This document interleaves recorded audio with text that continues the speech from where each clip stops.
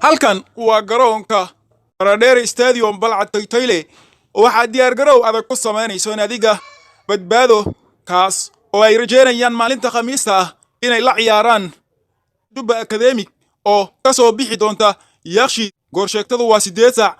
waxay dadaalka iyo jundiga ay u bixinayaan si ay ugu guuleysan lahaayeen kulankaasi kooxda dhigooda ah ee markaasi ka soo bixi doonta degmada Yakshiid Juba Academic ayay birito ila ciyaari doonta naadiga badbaado ay maalin walba xiligan oo kale halkaan dadaalo ay ugu jireen si ay markaasi ugu guuleysan lahaayeen Juba Academic oo markaasi ka dhisan degmada Yakshiid birito ayaa la rajeynayaa in kulankaasi uu ka dhaco garoonka weyn ee degmada Balcad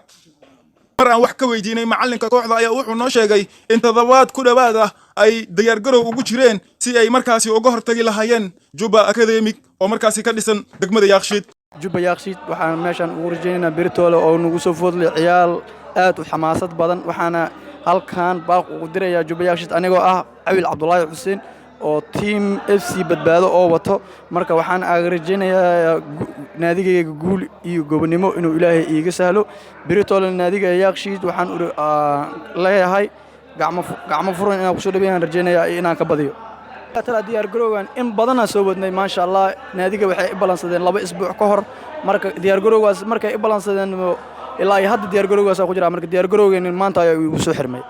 aan bilaabnay almeetada adiga 6 saac marka hor soo dukanayaan bilaabnay ilaa hadda oo 9 saac oo la sii wado waan almeeteynina almeetadan hadda ay noo dhamaatay banooni cad iyo madow lagu galaa in kasto cad iyo madow lagu galana banooni waa 3 loo galaa ama waa laga badinaa ama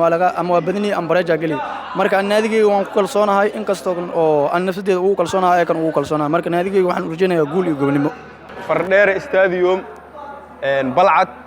oo ay diyaar garow ay ku sameynayaan kooxda badbaado oo maalinta Khamiista ah la ciyaari doonta Juba Academic Yakshiid oo ka dhisan